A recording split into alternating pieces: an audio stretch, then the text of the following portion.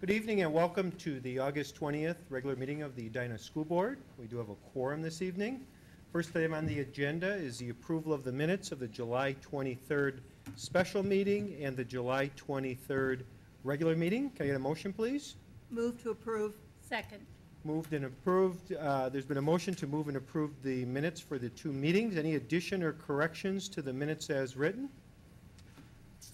Seeing none, all those in favor of approving the minutes for the special meeting and the regular meeting, both on July 23rd. All those in favor, please signify by saying aye. Aye. Opposed? Motion carries. The minutes are approved. Next up, if we could ask Dr. Dressen to review tonight's agenda. I can do that. We have a full agenda with reports from technology and also our state assessment update. Steve Buettner will give the technology and Chad Schmidt will give an update on our assessment data. We have some consent agenda items. The action agenda items are really follow-up items from our other summer meetings in July and June. We have some policies we're reviewing along the way as well. So we're pretty straightforward. We do have two items from the board perspective that I would like to have walked in tonight. If we could have under section 6N would be the purchase of document cameras. And then under section 6O, if we could have the purchase of world history textbooks. Those are items that need to address, and the board has those resolutions in their folders tonight. Those would be the two items that we'd be addressing. And then we have some discussion items, which again is some policies, and that would conclude the agenda for tonight. Thank you, Rick. At this time, can I get a motion to amend, to insert 6N and 6O into tonight's agenda? 6N is the purchase of document cameras, and 6O is the purchase of AP World History textbooks. So moved. Second. It's moved and seconded to amend the agenda this evening to include the two new motions. Any discussion? All those in favor of amending the agenda as to insert 6N and 6O, please signify by saying aye. Aye. Opposed? Motion carried. The agenda has been amended. Next up, we have our technology update by Mr. Steve Buettner. Steve and his team have been working very hard over the past months in getting ready for the new school year, especially with the new funding that's been available to us because of a successful technology referendum last November. Asked Steve to give an update on that, including an initiative that we're exploring right now quite seriously around bring your own device and some planning that's occurring with that. So we welcome Steve Buettner tonight. Thank you, Superintendent. Board, good evening. I'd like to provide the technology update from where we are. As Rick mentioned, it's been a very busy summer, and so we'd like to kind of give you a little bit of an overview of what we've done and give you a little bit of direction of where we're headed and seek your input. I'd like to bring us back, though, to a year and a half ago when the community, in partnership with the district, worked on a technology plan. That technology plan had that four major components: unleashing a student's passion for lifelong learning, empowering and enhancing our excellent teaching, engaging our family in a partnership for education, and demonstrating excellence in education.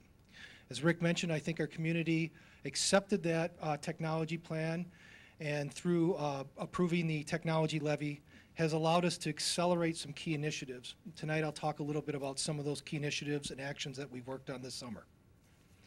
In the area of how we demonstrate excellence in service, operation, and productivity, in particular, I'd like to talk a little bit about how we increase our internet and our capacity storage. This summer, we're putting the final touches on increasing our internet connection to 100 megs. Just to give you context, when I started, it was 50 megs, and so we've doubled that internet connection speed since I've been in about 2.5 years. We are upgrading our connectivity between the buildings to 10 gigabit.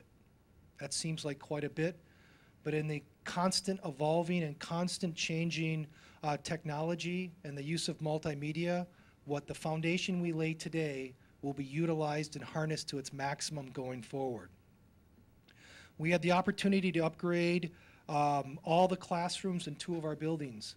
That meant pulling out technology that was over 10 years old and upgrading that. We also spent numerous hours in all of our other classrooms throughout the district, making sure that the wiring was organized, making sure that the wiring was connected, so that when our teachers come back, they're going to find well-organized and coherent technology in their classrooms. And our hope is that we'll accelerate that for the other classrooms going forward in the next 2 years. And we've increased our server space by over 20 terabytes. And we did that using some inexpensive technology that's going to provide our teaching staff and our administrators larger email quotas, which we always seem to run out of. And then also, more importantly, I think, is the ability to back up content so that it's safe and secure and private. Our most critical asset, or one of them, is our teachers. They do excellent work. They're recognized not only in the state of Minnesota, but internationally. So we need to make sure that they have the tools, the technology tools. That started last winter with a discussion at every building about what is the digital classroom standard going forward. We could have done one size fits all, but instead we talked with these buildings. We had ties workshops. We had vendors come in to share the latest technology and work with these buildings to develop their own personalized technology standard for their classrooms. That included, of course, those pipes and wireless technology, a computer, and increasingly uses of visual and multimedia in their classrooms. This summer, I'm happy to say that by the end of September, we're going to be able to address all of the digital standards except for one component that I'll explain in a moment. What does that mean? That means we've put in over 600 computers this summer. We've re-imaged putting Windows 7 and Office 2010 on over 3,200 computers. Unfortunately, Microsoft is releasing Windows 8 in another month, and we'll be doing it again next year. We've also looked at other digital standard components, the interactive whiteboards, and I can say pretty confidently that after this year, we've addressed all interactive whiteboards in the district and document cameras. We understand technology that doesn't work is an impediment to our teachers. And to address technology in LCD projectors and printers, we've implemented a refresh cycle that will slowly start moving that equipment and refreshing that equipment so breakdowns don't impede our teachers' ability to teach with technology. A number of our schools talked about audio enforcement or audio enhancements in their classroom. That technology is a very fertile area, and it's changing quite a bit. We didn't feel confident about putting a big investment this year, so we're piloting in a couple of our schools some options on digital reinforcement and audio enhancement in our classrooms. I feel pretty confident that after this year we'll be able to come back to this board and make a recommendation, and we'll slowly start implementing that in all of the classrooms where that is a digital standard. And I mean all classrooms. General instruction, special needs classrooms, we looked at all those in our digital standard, but we do know that some of our special education, our ELL classrooms, and some of the classrooms where we do some breakout tutoring are in small classrooms. And so that conventional tools that we were using to provide video and digital technology and interactivity just don't work. To that end, we are piloting innovative technologies like all-in-one touch computers and LCD TVs as opposed to LCD projection systems. We also understand that's the digital standard. That's the baseline for all of our teachers, but going forward, we need to provide technology in the hands for those teachers that have been able to articulate and have a great idea of how it can be unleashed in their classroom. To that end, we did a project called the I-Squared Initiative. Starting this week, we'll be training all the teachers that receive grants. Unfortunately, we had $600,000 worth of requests. That speaks greatly about our teachers' passion for using technology, but it also speaks to the fact is that even with additional resources, there's not enough to provide access for all. We unfortunately had to pare that down to $220,000, and when we'll see at the end of this week, over 400 personal devices being ready by the start of school to be used by those teachers, interactive things like Apple TVs and document cameras and additional interactive whiteboards in classes. We'll also be continuing the professional development and the coaching throughout the year. So our teachers will have time to integrate those technologies in their classroom and that they'll be able to work with their peers in a professional community to ensure that that technology is being maximized. And I promise you we'll learn from this year. And so that we understand that there's a big need, we have to understand how we can improve and how we can address that in our technology department. Steve, could you touch on what wasn't funded? Certainly. So the way the applications came in is we asked our teachers to articulate an idea of how to unleash passion in our students or how to empower them in using technology. We asked them to make a case scenario for that, right, and how it's connected to their alt-comp goals maybe, or how it's connected to the district standards, or how it's connected to their building's school improvement plan. So those grants that didn't get funded were ones that we had a committee look at and felt that those linkages to those goals or those standards weren't as strong as the other ones. And so we hope that next year we'll be able to provide our teachers with some better clarity of what is the rubric and what are the expectations so that they'll be able to clearly articulate those goals. We hope to I'd love to be able to say that we would approve all of them if they meet standard of expectations in that evaluation process. And was equity looked at between buildings so that we are getting somewhat of a That's a great fair question. distribution? We did look at quality of, as opposed to equity, but I do know that we did have awardees in every building. I would say that elementary schools, there are some elementary schools that may have received more. There's a couple of variables in that. One is that what we tried to do is if there was a cohort that submitted, that cohort, if they all submitted in that cohort, that we would look at that cohort as one big group and approve those groups. So what we unfortunately found is some people submitted grants that might have been in a cohort but were different and had different rationales, different quality of applicants, and so therefore they might not have gotten the awardee. In other places, they had whole grade levels that submitted applications. So we might have found in an elementary, for example, 4 classrooms receiving 4 sets of this technology, which did skew the equity of this technology going forward. And that's one piece that we've learned from and we'll need to address next year. Okay, thank you. Professional development is important for our teachers as well as DMTS. To that end, we have increased the staff that will be working directly with teachers. We have hired a technology specialist that's going to be working with our teachers to look at how they can transform their content into digital delivery and working with our secondary classes to specifically on how we talk about access and how we can start developing delivering our content so students on devices that might range from a $199 Google Nexus tablet to a MacBook Pro so that they can access that content anywhere, anytime. We also understand that it takes the community to educate all of our children. If you've had a chance to look at our website was launched July 16th, so we hit our deadline fairly close. I'd like to personally thank Alyssa Diamond and Mary Ellen Cuppy, who have done the heavy lifting on that project and done just a fantastic job. Going forward, that tool is going to be a very powerful tool in the hands of our staff to put content up. Also, we're looking at how we can streamline and reduce the amount of paper our families have to turn in. To that end, the directory, opt-out, the acceptable use, and the media permission form can be done in SchoolView this fall with our families. Also, our families can track their children using a SchoolView and the gradebook program. To that end, we've worked very closely with the teaching staff in the secondary schools and the leadership to define specific goals and expectations on how often gradebooks need to be kept up to date and how we keep that information up to date. And we'll be providing time in the next week, 2 weeks, for our teachers to start with that digital presence.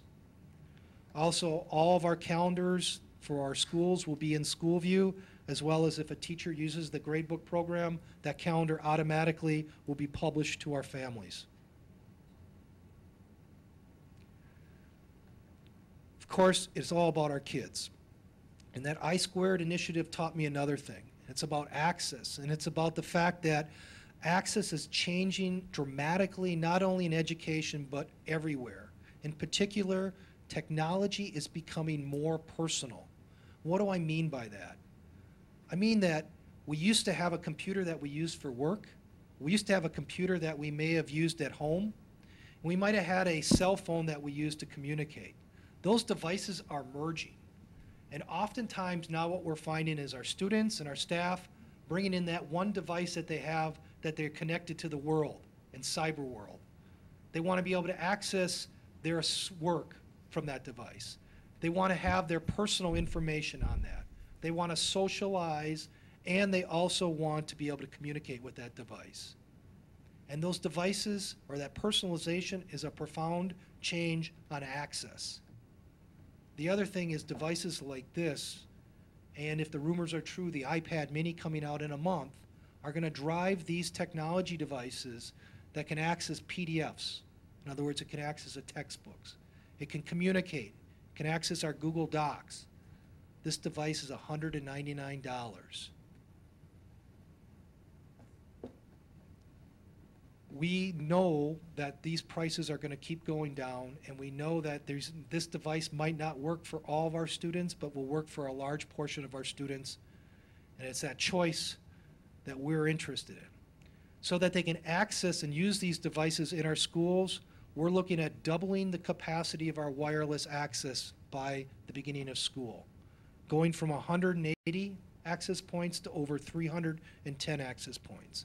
Not only will we have 100% wireless coverage, but we'll have density, which means in a classroom we can have 15, 20, 30 students all online working and accessing multimedia-rich content. How do we deliver that content? Through our e-academy, our video portal that allows our students and our teachers and our staff to put up content they created, to link that content to standards, to create playlists of content that they've developed, videos, to play our cable stations, to overlay interactive whiteboard content on it, to play content from laptops, all in one portal. We also know that our students and our staff and our families are bringing their technology into our network. That means that these technologies, as I mentioned, are a personal device. We've had a lot of success with the BYOD, or bring your own device, in our middle schools, where we've had almost 22% of our students doing that. But we know that that's not enough. So how do we increase the adoption of getting these type of devices in the hands of our students? We looked at a one-to-one initiative, but quite frankly, I don't believe our community, when they passed the technology levy referendum, said that was the direction we wanted to go. And instead, we're looking to bridge the BYOD as a way to provide access to technology to our students. We're thinking not about the device, but about that platform, that anytime, anywhere, any device, learning experience for our students. We know we need to provide guidance to our families on what does that device look like. Is it this? Is it this? Is it this? Or is it all three at different grade levels? More importantly, we need to create opportunities for our families to be able to access this technology at competitive prices. How do we provide an opportunity for our families to be able to get a device like this, not at $199, but maybe at $50? Or how do we provide our families an access to get an iPad cheaper than what they could buy at Best Buy, or a MacBook Pro, and maybe do that twice? We need to provide access to technology for all of our students. We need to address the issue of equity. That means that as a district, we might have to provide some of these devices as checkouts. Or we have to look at ways that we can get aggressive on our pricing so that these devices can be in the hands of all of our students. And just as important is, how do we retool our content so our students don't bring one of these, but also have to bring a textbook and also have to bring a laptop, where that we can have a digital device where they can access that content, but also have that textbook. But maybe that textbook stays at home or stays at school, and the access to the digital content goes anywhere, anytime. Dr. Dressen and I talk a lot about science fiction. We talk a lot about science fiction, in particular Star Trek. I pulled a couple videos that I thought were pretty entertaining, where Spock pulls out his tricorder or Kirk talks on his communicator. Guess what? That's no longer science fiction. That's reality. And that reality not only hits us in our personal world, but will impact us greatly in the way we deliver education. Thank you, and I'll answer any questions. You talked about audio enhancement.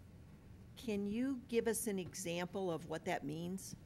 How Sure. that links to the new technology? Yeah, I'm sorry. I know I'm in education and I shouldn't speak tech geek all the time. Basically what that means is in our classrooms, if you connected a computer up and you wanted to play a video, or if you wanted to play a song, or if you were a teacher and you were in a large classroom and you had laryngitis, how could we leverage a microphone or the computer audio and project that on speakers that are distributed not at the front of the classroom but throughout the classroom, so that the students in the back of the classroom can hear with that same level of fidelity as the students in the front of the classroom. It's often called audio reinforcement, but it's basically connecting all your devices so that the audio and video on those devices can be projected on a screen and the audio can be distributed evenly throughout the classroom so everybody can hear it at an even tone. And it's also providing a microphone for those teachers so that they can talk at an even, calm level and not have to have their throat sore by the end of a week of teaching. In addition to that, what we're finding is the projection systems that we purchased, and the district was, again, ahead of its time, and they put those projectors in, but they're now 6 years old.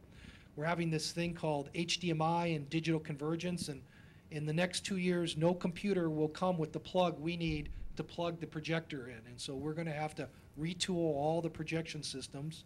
And so we're going to get out in front of that. Every school district and everybody's going to have to do that. We did it at our house when we had to switch from the rabbit ears to the new tuner box or buy TVs.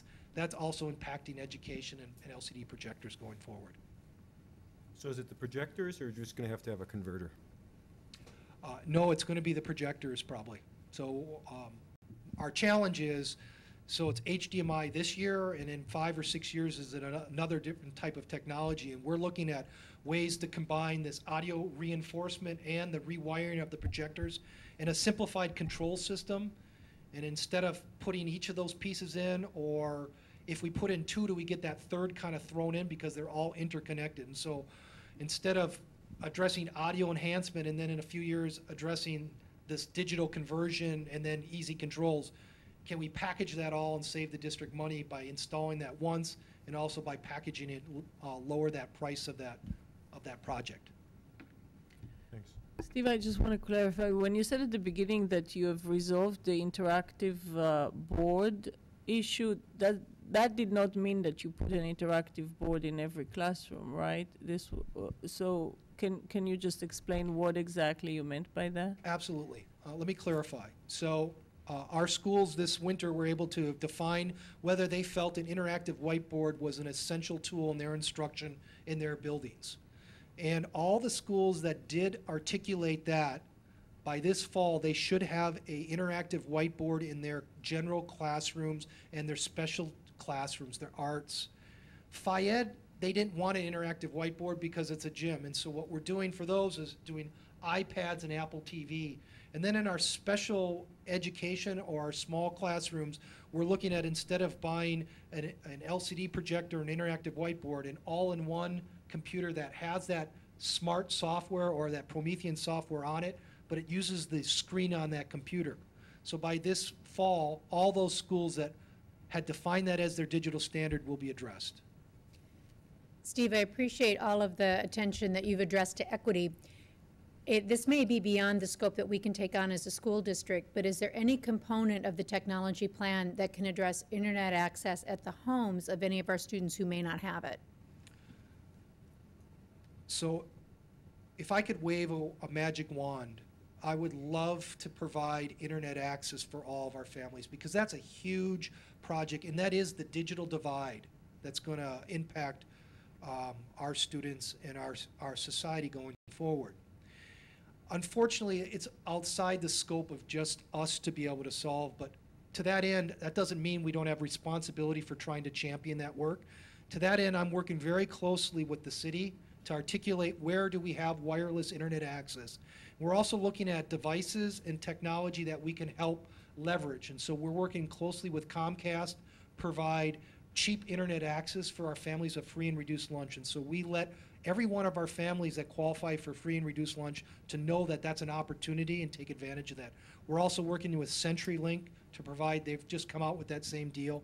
And then we're also looking at cellular technology in these MiFi access points. And if there's a possibility for us to purchase some of those and then allow our families to buy the internet subscription from those. And so those price points then get to be very competitive, $9 around that a month. We think that that's a start. We don't think that that's the end, but we're constantly looking at every solution we can. We also are keeping our doors as open as much as possible, our libraries, so that our families, and it's fun to walk out here and see in the third floor our families and our students using this. Also at the EPAC, to see in the winter our students sitting on those wooden benches there, engaged in learning outside those classrooms. And so we're turning a lot of places into learning spaces. Unfortunately, we have a scope of how far we can make that happen. For families who are listening tonight and heard about the bring your own device and how we're bridging that, and you were talking about maybe making some recommendations of minimum standards, maybe being able to get discount prices. If they want to follow up, find out more about that, figure out when that will actually be rolled out, where would they go to get that information if that's something they're interested in following? That's a great question. So on our website, on the District Media and Technology, we do have a page that talks about recommended systems. It talks about where families can already purchase technology at reduced prices and get software. We also talk about an FAQ for some of the policy implications and some of the do's and don'ts. I believe that we're the district, in particular my department, working closely with the finance department, is looking to see if we can put together a package and maybe have more information on that for the September board meeting. We're hoping to have something in place to start working with our teachers, transforming this content, and then have at least by second semester this year an opportunity for our families. And we'll be piloting that at a select grade level. Yes, we'll be piloting at a select grade level. You raised an interesting thing that I had not thought about, the concept of density for wireless. And you talked about 15, 20, or 30. Are we going to get to a point where virtually everyone in a building could be on wireless, or is wireless going to become like signing up for the media center used to be, where you stood in line and the calendars came out and you had to really plan ahead? You know, that I hadn't even thought about that. So wireless technology is constantly evolving, and thankfully I think we're being very forward-thinking on the technology we implement.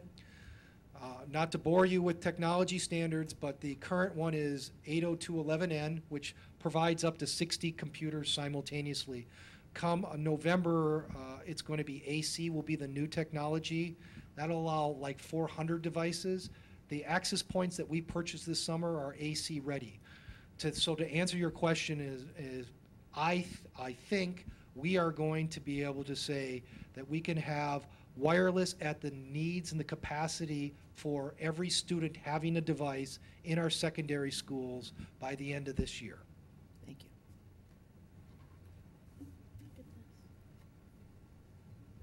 Additional questions, comments? Thank you, Steve. Thank you. As Steve mentioned, and we'll likely be coming back, we're working with our legal counsel and a vendor on a possibility of creating this bridge to personalized learning devices, and we'll be presenting that formally to the board, we hope, in September, and we'll keep the board and the public and the staff aware of this as it moves forward. Next up, state assessment update. Welcome Chad Schmidt, who's been busy crunching numbers most of the summer. And That's right. For some people it is, I think. But we welcome Chad and ask Chad to give us an update on our state assessments and how we're using this information to help learning going forward. Al, can you push that presentation up? All right, got it. Just a second.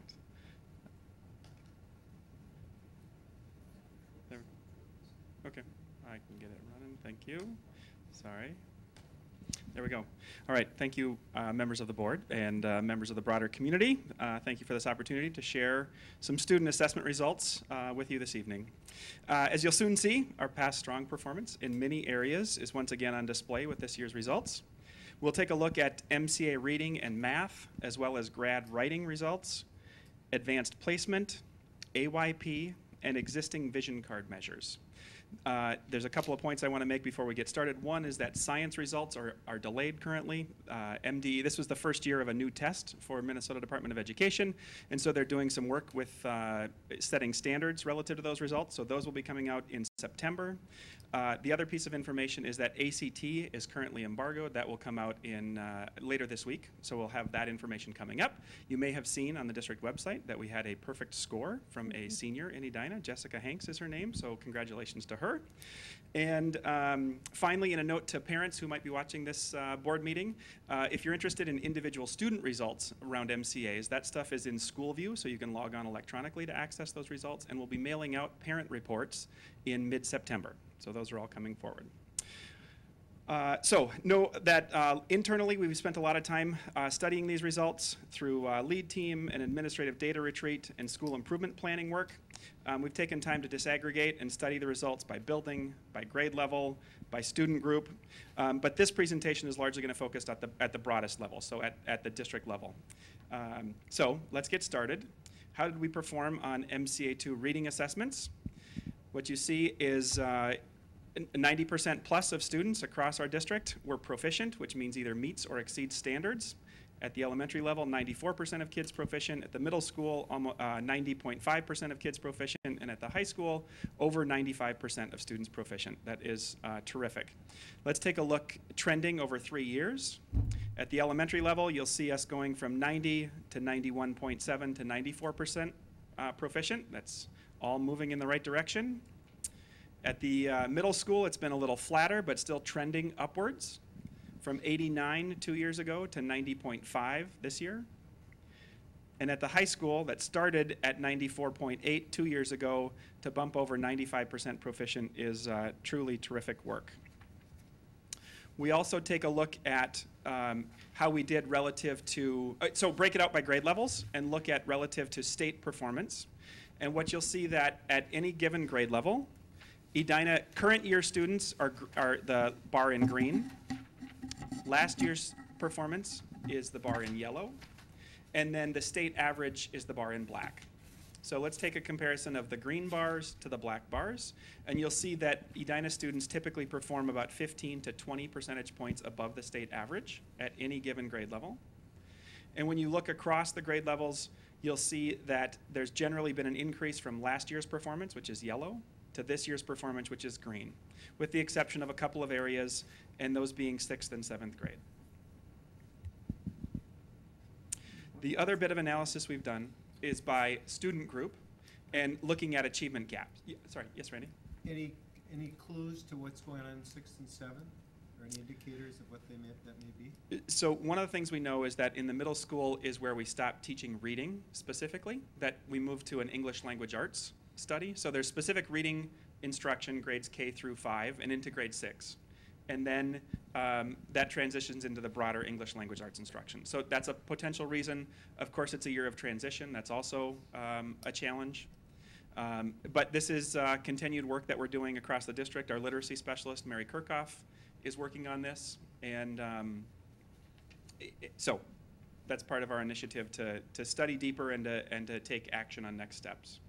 So we've also, yes. Sorry to interrupt, but on that same question, have you tracked whether this particular group of 6th, 7th graders also scored lower last year and the year before? So it's a cohort of students who are tracking somewhat lower, or if we have a consistent dip in the 6th and 7th grade levels of all students? And so closer to the latter than the former. So Okay. you can see, if you take this year's 6th graders, that's the green bar.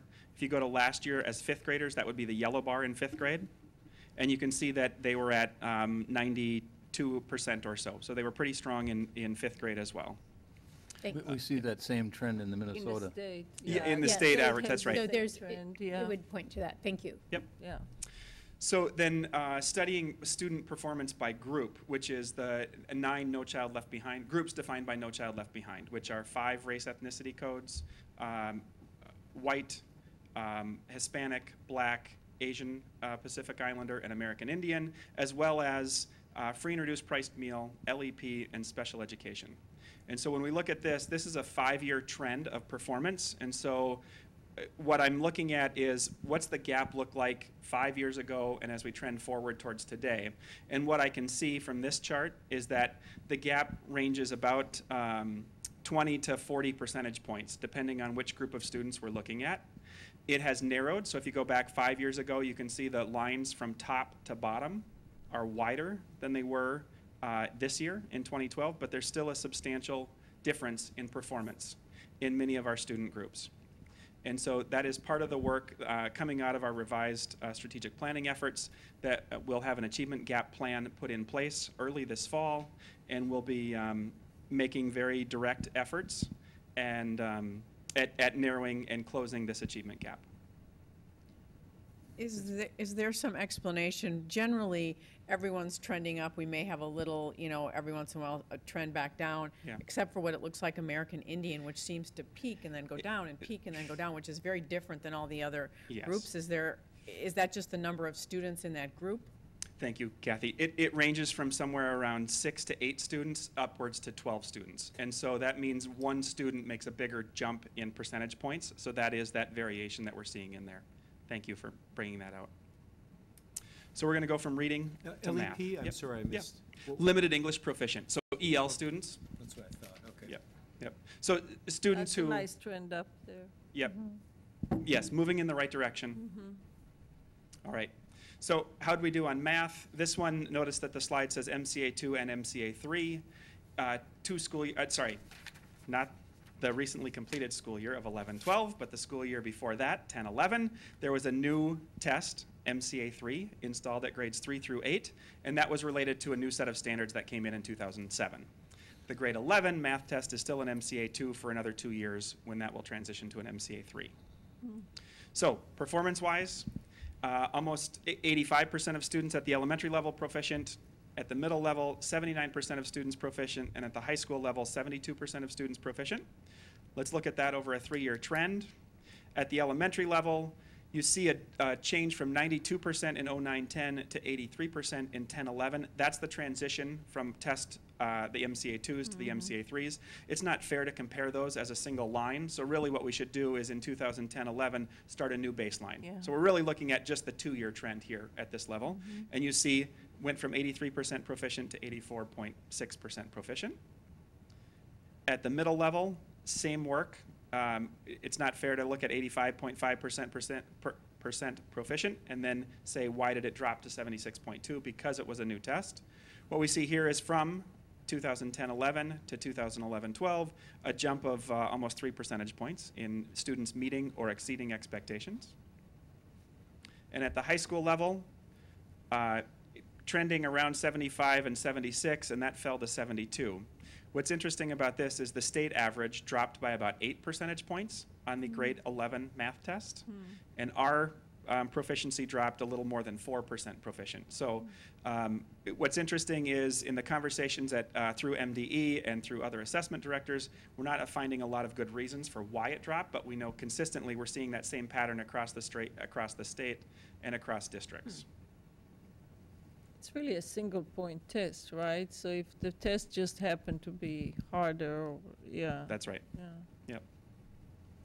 All right, so looking at it by grade level, we'll see some of the similar trends that we saw in reading in that the green bar, which is this current year performance, when compared to the black bar, Edina students are somewhere around 12 to 15 to 20 percentage points higher than the state average at all grade levels.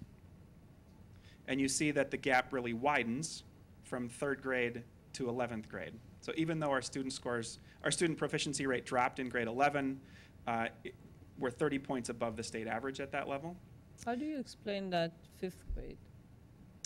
Which one, Adit? The fifth The grade. fifth grade, where it was pretty flat from, so third and fourth grade are up around 90% proficient. Fifth, sixth, seventh, eighth grade is closer around 75 to 80% proficient. What we're noticing is that it looks like the fifth grade and beyond tests are that much more difficult than the third and fourth grade tests. And so there's some connections we're doing. We're looking at MAP performance, our measures of academic progress, the NWA test, and seeing how students fare on that test and relating it to how they do on the MCA test. And we're seeing that there is so while the MAP scores remain stable, you see this jump in MCA from fourth grade to fifth grade in particular. And so that's part of it. So part of our challenge is, what do we need to do to help students in grades 3 and 4 to make sure they're able to tackle that more challenging test in grade 5 and or more challenging content as well? So then looking at math by achievement gap, again, a similar comparison. The thing that's different about, so let me point out, in 2011, that was the year of the new test, so you see almost everything taking a bit of a dip there. What I notice on this chart is that 5 years ago to today, that gap is pretty similar, around 40 to 50 percentage points. And so that is the work that's ahead of us, and that is part of what I mentioned before with the achievement gap plan that we put in place this fall, and us moving to narrow and erase the gap. All right. From here, I'm going to move on to the grad. Can you bring it back for a second? Yes. The one group that suffered a drop between 11 and 12 is the free and reduced price meal. So the bottom bar. Yep. Yeah. Their performance did not improve from 2010-11 to 2011-12. And so in our work at the lead team level and at the administrative and school improvement data retreats, we spent a lot of time studying and working on this, and then starting to build plans for what do we need to do at schools and in grade levels to make sure we know who the students are and make sure we're addressing their personal needs. So it gets back to some degree this personalized learning work of making sure we know where every student is and what he or she needs to improve. And also doing the cross for a student who performed in fifth grade that maybe wasn't where we wanted that student, to make sure in sixth grade as they move in that we give them supports to boost them plus manage the sixth grade information. So it's a dual charge. And was that grade specific at all, or was it pretty consistent across the board? No, pretty consistent across the board. I'm not a math major, and you are. But when I look at free and reduced price lunch, and they're going down from 11 to 12, and yet everybody else is going up, isn't every one of those free and reduced price lunch students on one of those other lines as well? In the race ethnicity categories, yes. They are represented somewhere else in either white or Hispanic or black or Asian or American Indian. But they're not necessarily also represented. They could be a student with an IEP, so in special education. But they're on at least one other of those lines. Right. Not necessarily. But I mean, the- they could be white in a free and reduced price meal. They don't. Yes, but So- then they're on the white So- line. Yeah. So the They're white not- line is very flat from 11 to 12. Okay, all The- right. The black line is a slight increase, but not as much as you see in Hispanic. And Asian trended up. So, yes, there are coded. So the students will be in at least one, and oftentimes, not oftentimes, students who are free and reduced price meal have to be in one of the other areas as well. That's right. Okay. Chad, So, oh, go ahead. excuse me. No. Is there any subgroup that tends to be more transient than the others, or do we tend to have students stay with the Edina system once they matriculate in consistently? You know, that's a good question, Regina, and I don't have a good answer to you for that. But that is part of that work of looking at individual student needs and where are they at. And so if they come in with learning needs, I mean, it doesn't matter if they've been here for lots of years or been here for 1 year. We need to address those learning needs as best we can and as quick as we can. Chad, you know off the top of your head, what's the current percentage of free and reduced district-wide? I don't have that number off the top of my head. Anybody? And Mary's Gwen? not here either. She would be 10%? the next. I think, don't we? think it's more like So 8 or 9. I think it's 9%. I was going to think guess 10, 8.5, but 9%. 9? Okay. Thank you. you're welcome. All right, so moving on to grad writing assessment. You'll see that over the 4 years, the most recent 4 years, Edina students have always performed well and performed above the state average. This year, 99.2% of students were proficient on that grad writing test the first time they took it. That means in the less than 10 students that we know and that where we can target our work and make sure that we can boost their skills and bring them up to proficiency. Do you have that broken up by subgroups? I do not. But knowing that 99% of students were proficient, it means each of our groups also were pretty Of course, proficient. yeah, Mhm. but I So- wonder where that 0.8% is. That's right. Thank you, Edie. They just moved here. Yeah, that's right. So I alluded to this one earlier, MCA 3 Science. We don't have those results back yet because of standard setting work at MDE. We expect to have those in mid-September.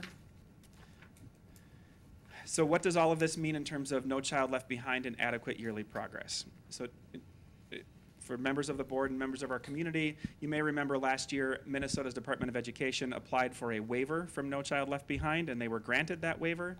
In that process, they created a new measurement system called MMR, the Multiple Measurement Rating System, and it includes measures of proficiency, measures of growth, measures of achievement gap reduction, and then graduation. And they published this spring baseline performance from 2010 and 2011. Know that the 2012 results are expected not this week that we're in right now, but next week. So that's where we'll get new sets of data, but I wanted to make sure I brought this forward to you and to the community. So the multiple measurement rating system, you'll see average, and this is an average number of points earned is what it is. So our schools ranged from 75% of points earned at Cornelia to 95% of points earned at Valley View Middle School. So very strong performance in this multiple measurement rating system. And then the focus rating system, which is the one on the right, is a subset of the initial set of data. It looks only at achievement gap reduction and proficiency of students for whom the achievement gap statewide exists. And so statewide, the achievement gap is white students relative to the other racial categories. Mm-hmm. It's non-EL to EL. It's non-free and reduced price meal to free and reduced price meal. It is non-special ed to special ed. So that's what they're taking a look at. They're breaking that data down even further. And what you see here are, again, relatively high percentage of points earned. The two stars are Cornelia and Creek Valley. They were named and recognized as reward schools. Those are the top 15% of top 15% of Title I schools. I did a little digging and said, what if all of our schools were Title I schools? And it looked to me like 8 out of 9 of our schools would have been recognized as reward schools had they all received some Title I money. So, And it is only Cornelia and Creek Valley that are Title I. correct. So we were 100% of our Title I schools were recognized for being reward schools, being top performing schools. All right, so what I want you to know is that in the next 2 weeks, in the newspapers, we'll get 2012 MMR information and focus rating information. And we'll be able to compare and say, from this baseline, what do you see out of the new set of results? All right, so what does that do to AYP, some of you may ask? Well, AYP is still here, but what happened in this waiver process is we set new index rates. So if you'll remember, No Child Left Behind as it was initially conceived had the rule that 100% of students would be proficient by 2014. Minnesota's waiver asked for a waiver from that rule and said, we're going to close the achievement gap. And so, so they set new target rates in every group, across every grade level, and every subject area to narrow the achievement gap by 50% within 6 years. So that's what AYP will come out. And again, that's also coming out next week with the new MMR. And we'll get information from MDE about AYP status. MDE has been pretty clear. They're going to focus on MMR. That's why they applied for the waiver, is for this multiple measurement rating system. Not just a single point, were they proficient or not, but looking at proficiency and growth and achievement gap reduction. Narrow the achievement gap by 50% within 6 years. So in this first year, do we have any idea what the target was? So yes, so we have, so they published the new target rates for the next 6 years. And it's an incremental growth of narrowing the achievement gap in each of those grouping categories that I mentioned before. So if we're looking at the, pick a category, the Hispanic student performance, we're looking to narrow the achievement gap from what it is now to 50% of that within 6 years. Okay. Okay? And then they set target rates for each one of those 6 years to get to that reduction of 50%. So is it It's pretty spread obvious. out equally, like is. 8% a year? That's exactly right. And it's Yep. pretty obvious we would not make that adequate yearly progress because we really did not narrow the achievement gap. That's what we see in, so while we can say in reading we've done some narrowing of it, it's still pretty wide. In math, we haven't done the kind of narrowing work that we need, right? Yeah. Do you have any reasonable judgment, Chad, and you can simply say no? Everybody was pretty much coming to the conclusion that the goals of No Child Left Behind in terms of adequate yearly progress and proficiency were simply statistically impossible. And so they were not realistic. Are these goals more realistic? Good question, Lonnie. So to your first point, because it was a one-day test, which most assessments are one-day assessments, so yes, you're going to have some variation in student performance. And so to think that on pick a day, we're going to have 100% of students perform up to their ability and show proficiency, I think that's certainly the argument about that being an ineffectual target. But the idea that we want students to be proficient is certainly not, that is the goal. And so is this achievable? I think it is. I mean, I think it's part of how much focus and energy and effort are we going to put on narrowing the achievement gap. And I think when we put our mind to it and put our effort to it, that we can make this kind of gap be reduced. And I don't know that narrowing it by 50% is enough. I mean, Right. so It's so not there's the really. language of narrow and there's the language of close. And so I've used both of those tonight. And you kind of start with narrowing, but we've got to get to closing. Yes. All right, so some of the other pieces of assessment data we have are AP assessments. So switching subjects. Now this is not just math or reading. As you know, advanced placement exams are in a broad number of areas. And what I see here on this chart is that we increased the number of tests taken, that's the green line at the top, from 2,100 last year to so to 2,200 plus this year, almost 2,300. We also increased the number of students who took an AP exam from 1,000 to 1,075.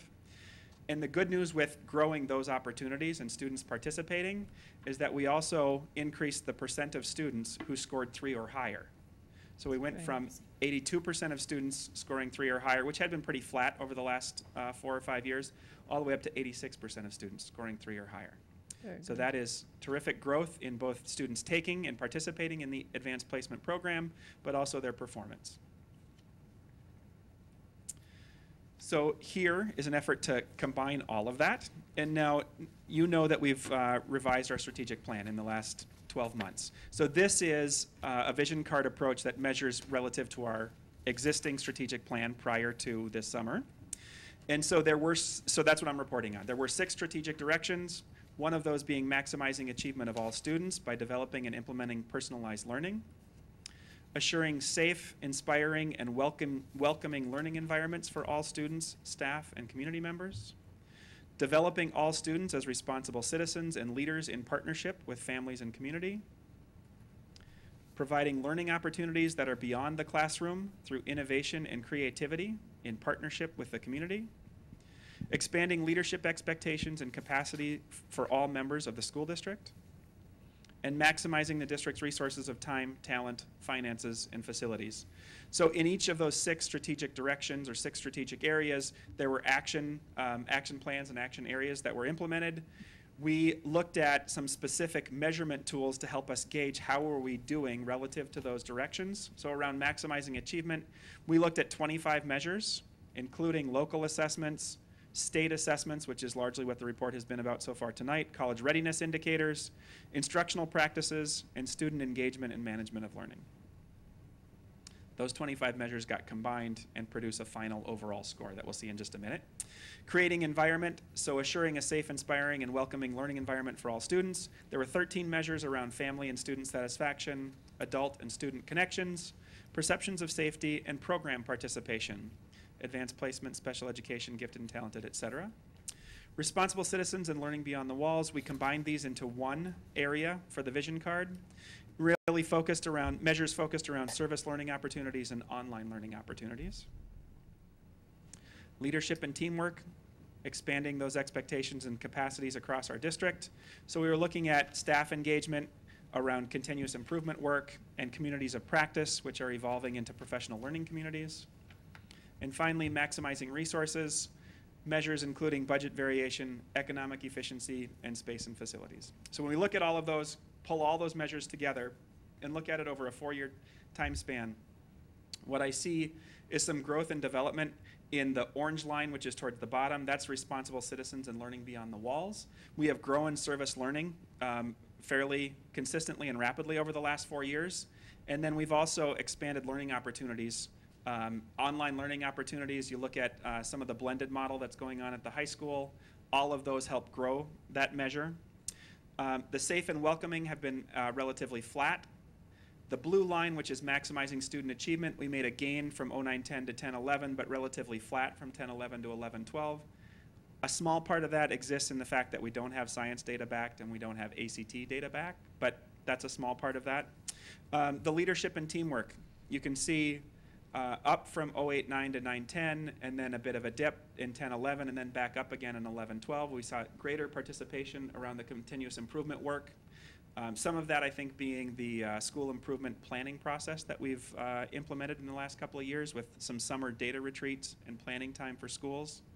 And then a high level of work around maximizing resources that's been relatively consistent over the 5 years. So that being an indication of how we did implementing that strategic plan from a few years ago. All right, so I'm going to pull it all back together with a few takeaways for you. Overall strong performance in reading, math, writing, and advanced placement. So gains over last year at most grade levels. Over 95% of high school students meeting or exceeding state standards in reading. Middle school students up 3% proficient in mathematics. And over 99% of ninth graders proficient in writing. Approximately 12 to 20% above the state average at each grade level in Edina in reading and in math. And more students take more AP exams, and we have a greater percent of students earning a score of 3 or higher. We also very clearly have an achievement gap that ranges from 40 to 50 percentage points at its widest. There's been some narrowing in reading over the 5 years, but math has held relatively steady. In Vision Card, we've seen some growth in those 3 areas there: maximizing achievement, responsible citizens and learning beyond the classroom, and leadership and teamwork. The creating a safe and welcoming environment has been flat. Some of that is around what I think of as an opportunity gap. And so around participation in gifted and talented, participation in advanced placement. And then finally, we will have a new vision card and new measures that will be linked to our revised strategic plan. A whirlwind tour through some assessment results. So any final questions that didn't get asked as we were moving along? I'd be interested to see from you how we did compare to neighboring school districts. So that's a good question, Adit. The reason that's not in this presentation tonight, as it has been in previous years, is that the math test went online this last year, and MDE provided school districts an opportunity for students to take it multiple times. We chose not to engage in that for a couple of reasons. One, there's a lot of assessment that's going on already, and we felt like springtime, we wanted to provide a consistent assessment as we had in previous years. So what's interesting is schools and school districts that had students take the test multiple times, they saw a much bigger jump from last year to this year than other school districts like us, and so in the metro area it was about 50-50 in terms of school districts that did it and didn't do it.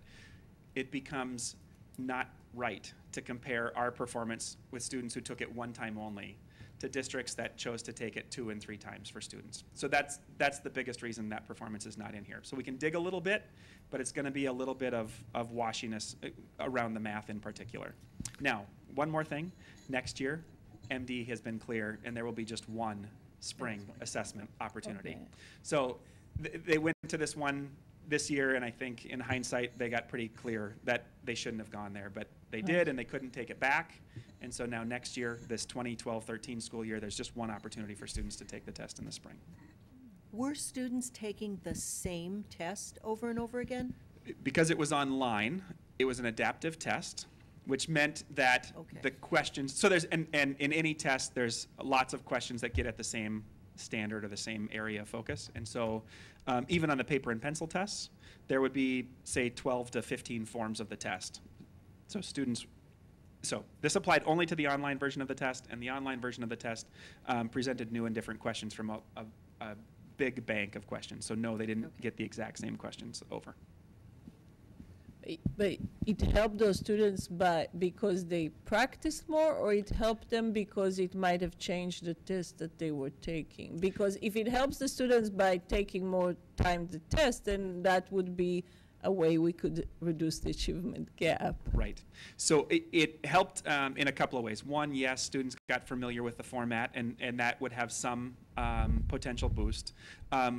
What MDE is suggesting is that school districts took the results from the first assessment and then changed instructional work to say, what do these students need in a very short time frame, and tried to build in some remediation work that helped us, that may have helped as well. But all of these techniques seems to be helping the students do better in math. So I'm just saying, as a learning experience, and when we look at what we want to do with our students, we might want to adapt it, whether it's a Minnesota test That's or right. an Edina test. That's right. All right. Thank you. Anything else for Chad? Thank you, Chad. Thank you, Chad. Thank you.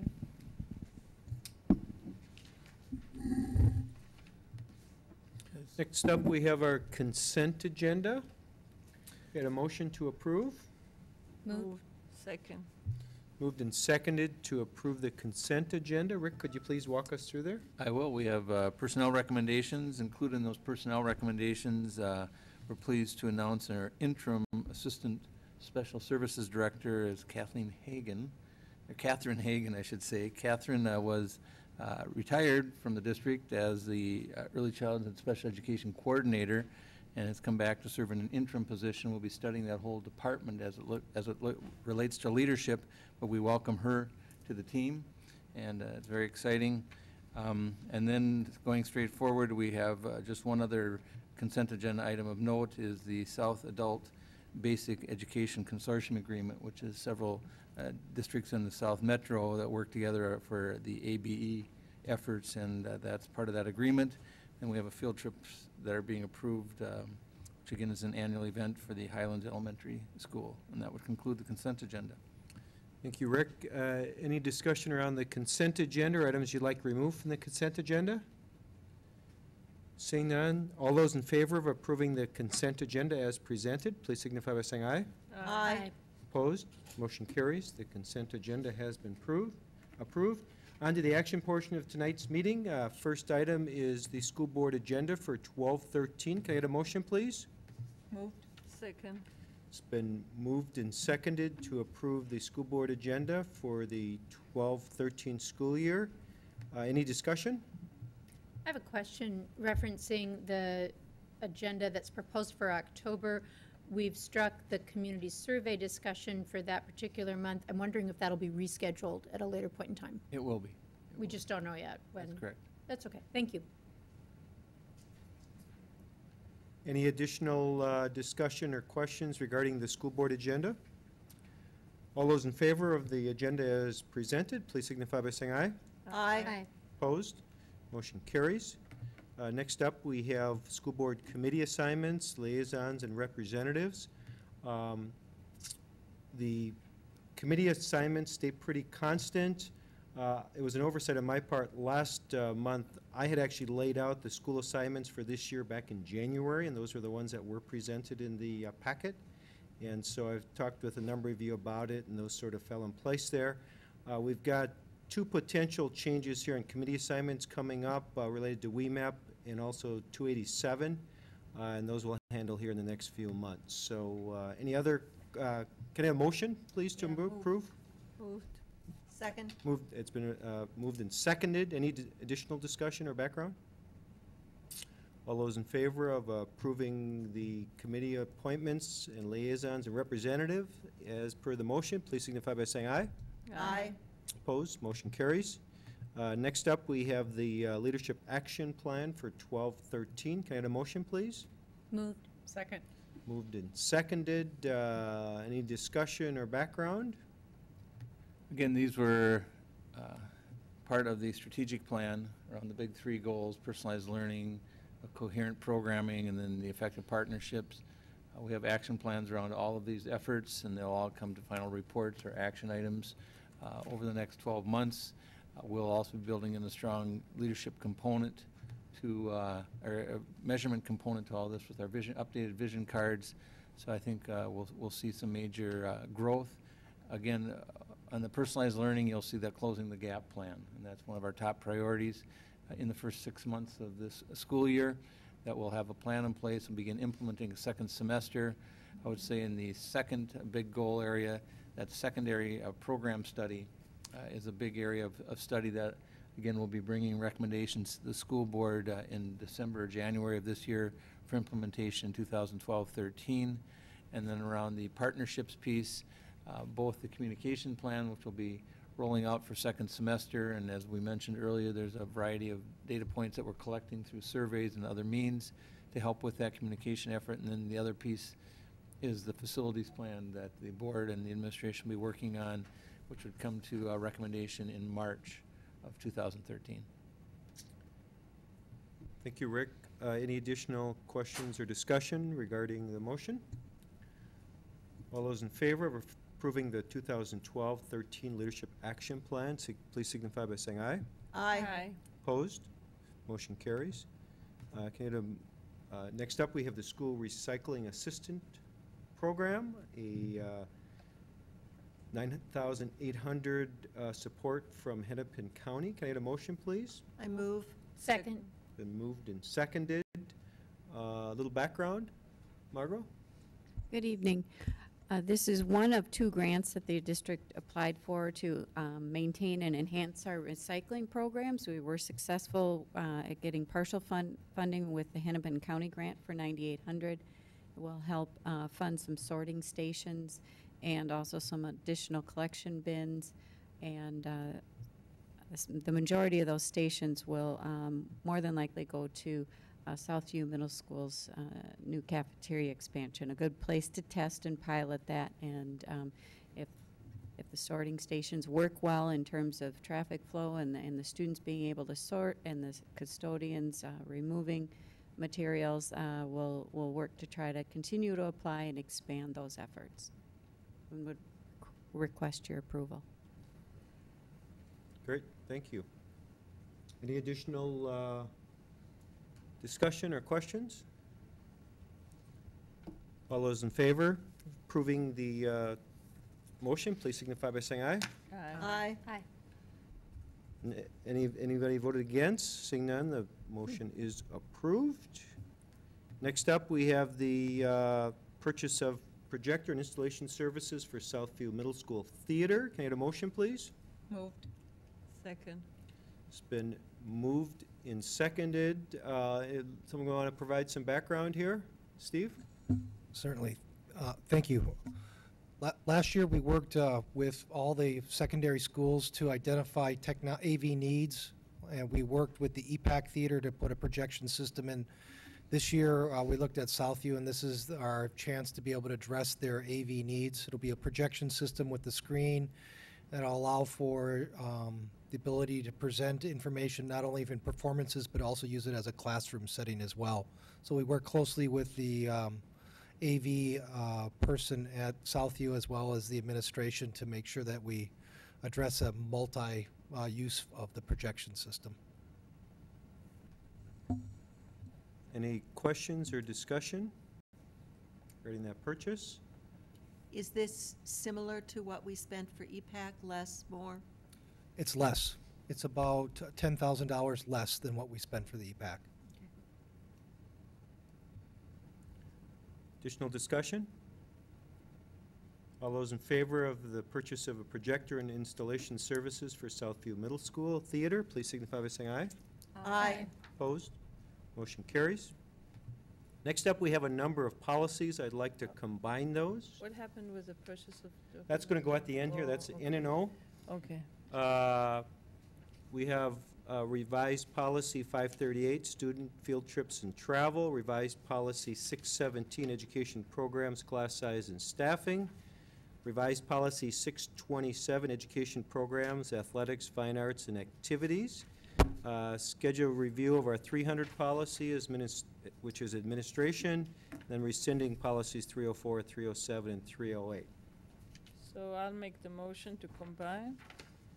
There's been a motion to amend the agenda by combining all of the action items that are directed towards policies.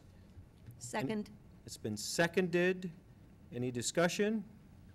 All those in favor of combining those motions, please signify by saying aye. Aye. Opposed? All of the policy items now are in a single motion. Any discussion? We've seen these all before. Yeah, I just had a question regarding the field trips one.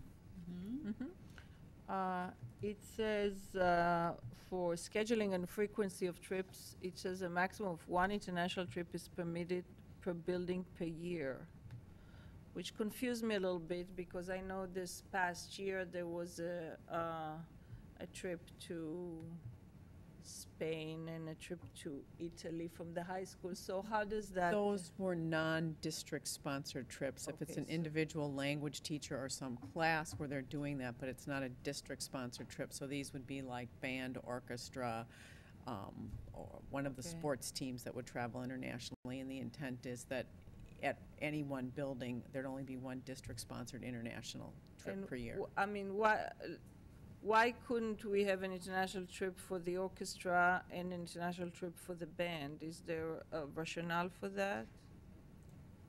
I think partly because with the two that you reference, there is usually crossover because there are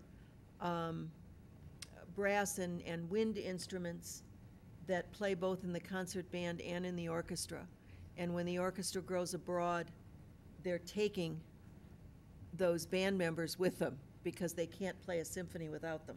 Yeah, so I would think the building administrator could make that call rather than having it as policy, because it could be the choir and the football team, going to Canada to play. I mean, I don't see the reason why we should put in policy that, because I think we could trust our administrators to be able to make that call to say that group, you should not be planning on a trip because you're going to have that many kids who are already going on an international trip. And, I just don't, I personally think we should not be limiting. It just seems arbitrary. And we know that it's definitely directed to the high school. I mean, it's hard for me to believe that it's going to be, we're going to deal with that with any other schools. So Our sense in talking to the high school administration was that they wanted a provision like this.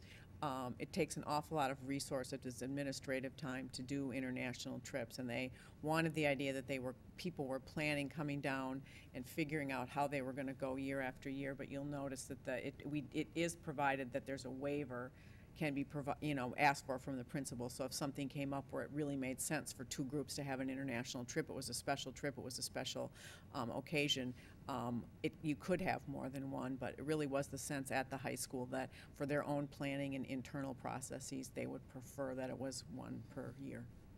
yeah, I guess it's a philosophical, like, why would we not say it's an administrative decision rather than setting it in policy? And I guess it's a, I think I can say that the high school administration would see this as supportive of them and gives them a leg to stand on when people come to them saying, we want to do this, and we want to do that, and we want to do the other thing. And they can say, wait a minute, no. And they don't have to sit and listen to hours of their time being taken up with groups who want to push Well, the envelope internationally. So, I will say, I'll put out that an administrator in the high school can deal with that issue. I think they could say, I tell you this year is going to be the choir turn, and next year is going to be the band turn, and I don't think that they necessarily need the board to state that that's going to have to go to a board, to make a board decision if, let's say, the robotics competition is going to be in Canada or in Mexico. You know, I just don't see the need for And then this. there's a waiver that the principal can. Yeah, but then it's a waiver.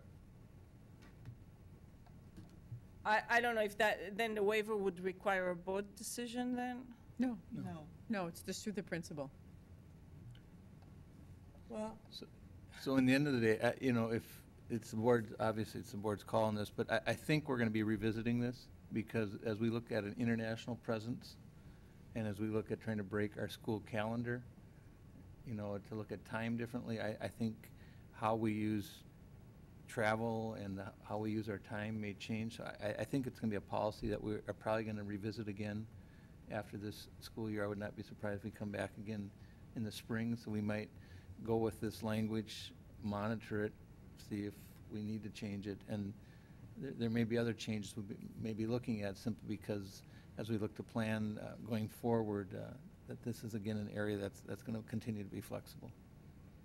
yeah, I personally, you know, it's almost a matter of, you know, a principle that, you know, saying we need to limit international travel by our students just does not sit right with me. It just doesn't.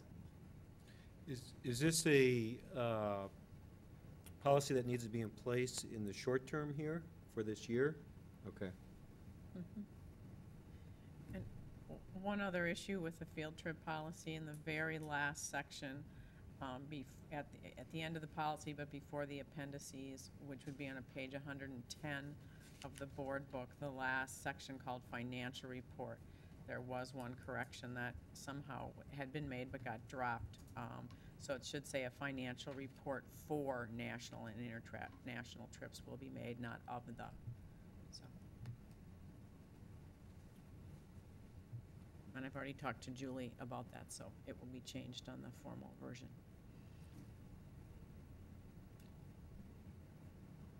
Is it clear who that report is for? Made Other to the, word- yes, it says made to the principal.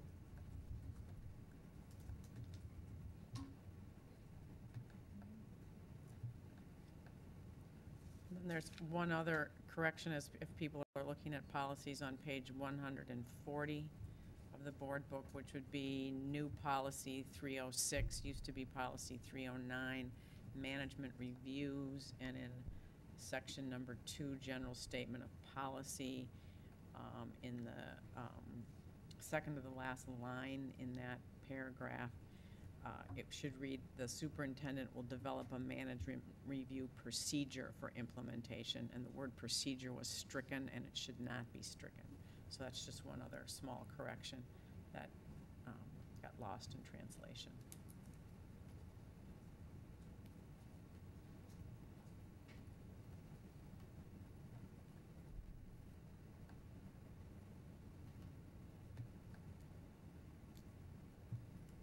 Additional, We can either separate this policy, because I probably want to vote no, or it doesn't matter because it's going to pass anyway, so. well, I'm wondering if we can have it so it is reviewed in spring? Is that something the policy committee can add to their agenda so that Sure. Sure. specifically looking at that point and Adit's concerns around that, so we pass it as it is, but that we've committed to in the spring review it and then make any updates as appropriate. Is that? Well, let's want a bring it back formal to a vote. amendment Then then? let's bring it back to a vote. We can vote for it now as is, so it's not complicating the thing, but make sure we bring it back to a vote in the spring, and so I could at least make my Yeah. personal protest over this, if it stays there. No, and I understand what you mean, Edith. I understand totally.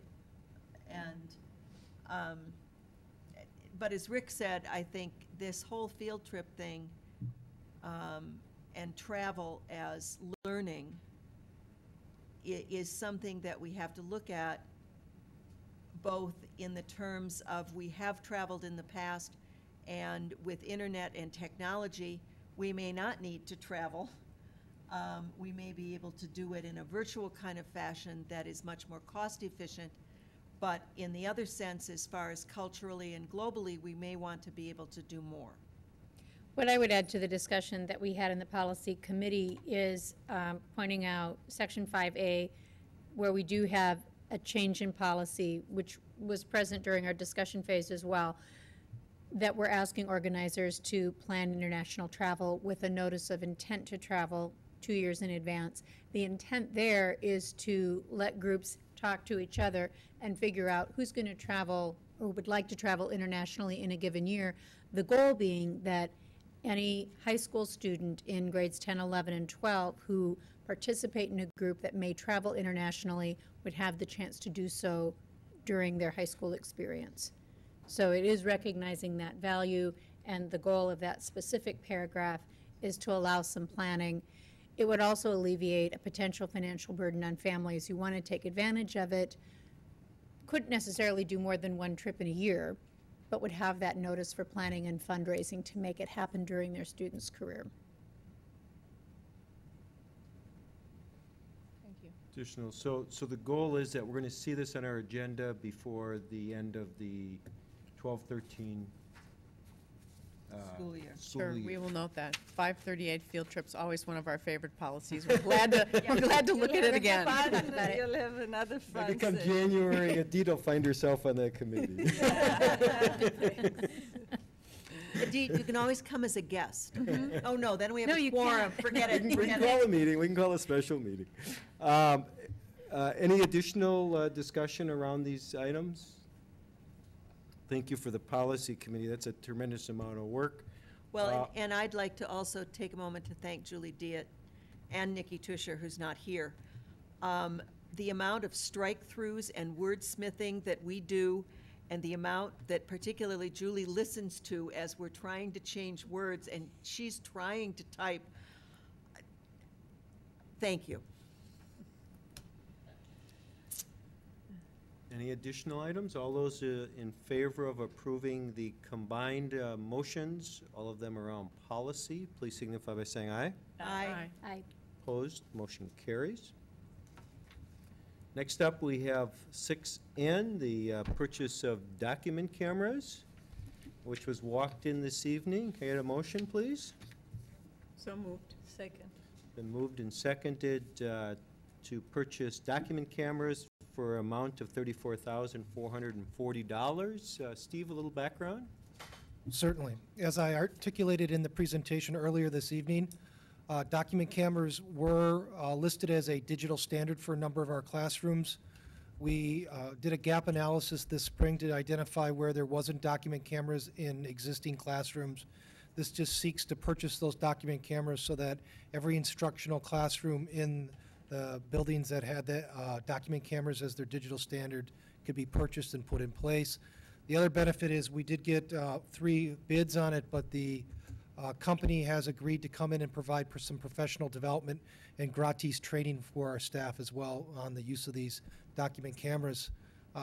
Just as a side note, we've seen some pretty cool uses of these document cameras over at Countryside. The art teacher actually uses it to record himself doing calligraphy and then puts them up on his YouTube channel. And it's beautiful to watch him to make his calligraphy using these document cameras.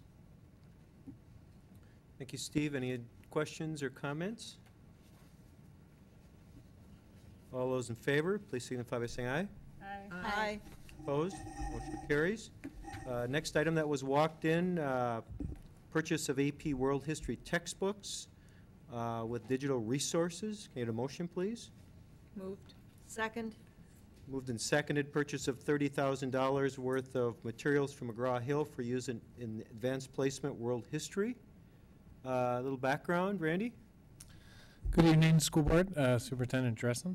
One of the challenges of curriculum is trying to provide the best resources, materials, technology available. And this process typically occurs, I believe in the past, we've used like a 4-year cycle for our core. Currently, we have social studies under review. However, one of the things that we don't control when it comes to curriculum development is the curriculum for advanced placement courses. In 2011, the College Board refined the AP standards for world history. Those AP standards changed significantly enough that the resource that we had for that course is now fairly outdated and is not a great match with those new AP standards. Many schools are getting by using existing resources that they have. We looked at this dilemma knowing that we had 220 students that were enrolled in world history in the past, and it increased to about 290 students. So the challenge or the dilemma is, do we invest in textbooks for those 70 students that are essentially old textbooks at this point, with not a great alignment to AP standards and now the new Minnesota social studies standards according to the draft.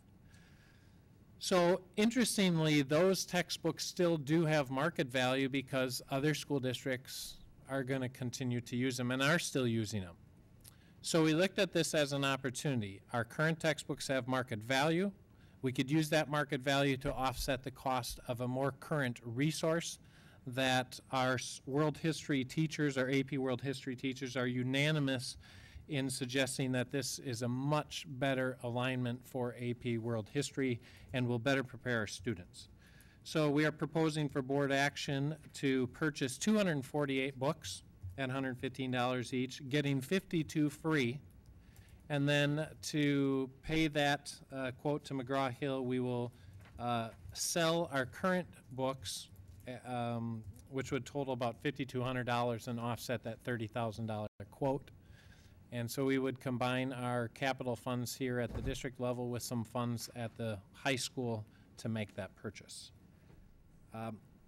This new textbook also comes with an online center, computerized assessments, and in thinking through Steve's earlier presentation about students bringing their own device, being able to use more and more digital resources in classrooms, this particular set of resources is a bridge to that direction as we move down that road. There's increased critical thinking and analysis throughout the textbook, and we believe this is a much better resource for probably our most popular AP course here in Edina.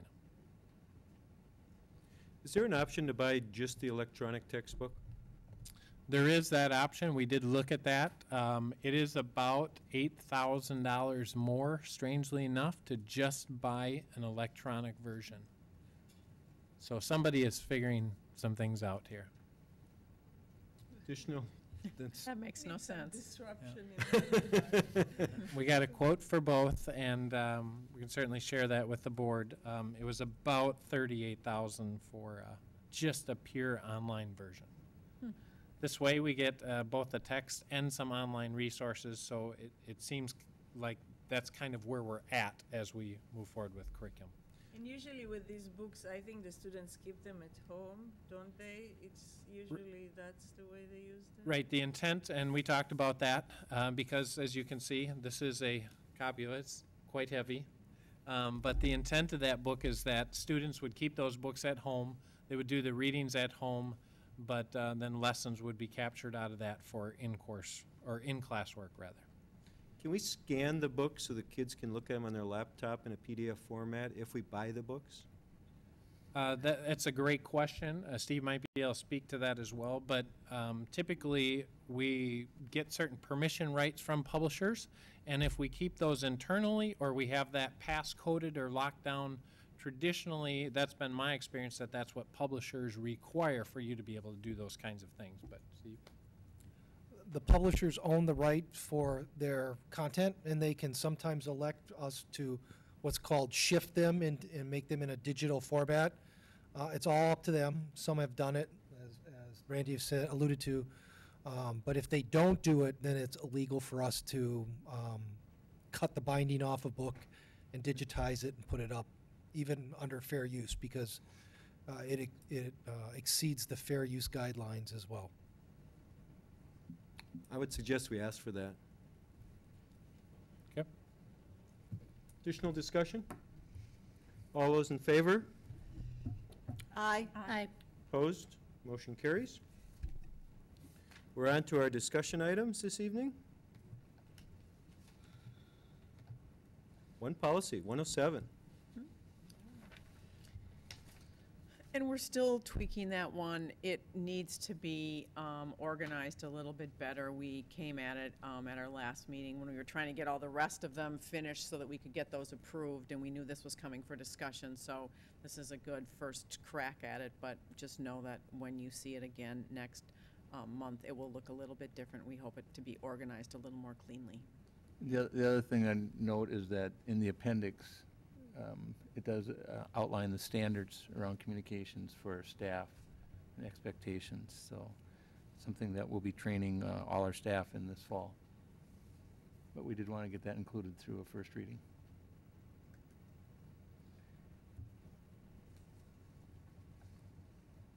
One thought is, you guys will be working on this probably and have can we get an interim copy of this before it shows up in the agenda? In other words, if there's time or if you meet and then you have a sort of your agenda version, can you share that with us so that Yep. we're aware of it? I will Because- make a note right at this moment on this policy that we'll look back, and I will say that we will do that. Any questions on the policy of anybody that went through it or comments?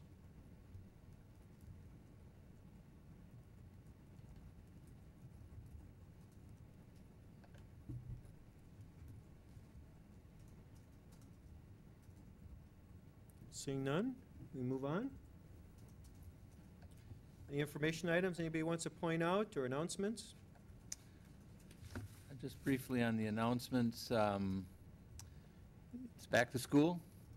We have new teachers joining us tomorrow, and we've had staff in the building either getting training or just getting their rooms ready probably for the last couple weeks. We want to thank our building and ground staff and for all their hard work over the summer months. It was a busy summer for them, and they're still busy doing the work. Also, we had over 7,000 students participate in community education courses over the summer months, so definitely been a busy summer for community ed classes and the staff. Our school year does start on the 4th. We're excited, included in the start of that will be the opening of an addition at Southview Middle School, expanded cafeteria, as well as several classrooms.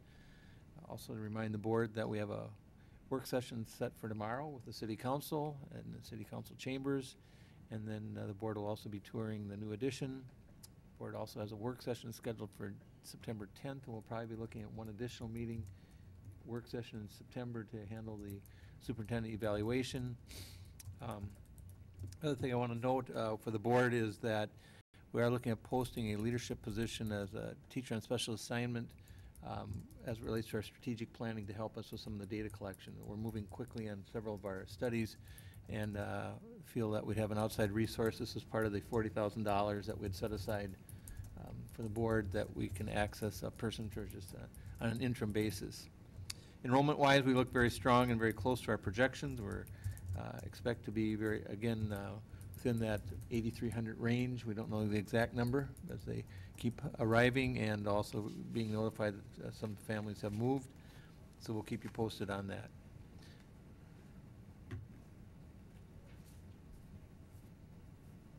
That's it? Yeah, that concludes my update. Any other additional items? Seeing none, any objection, can I get a motion to adjourn? Second. Moved and seconded to adjourn. Any objection to adjourning at this time? Seeing none, we are adjourned.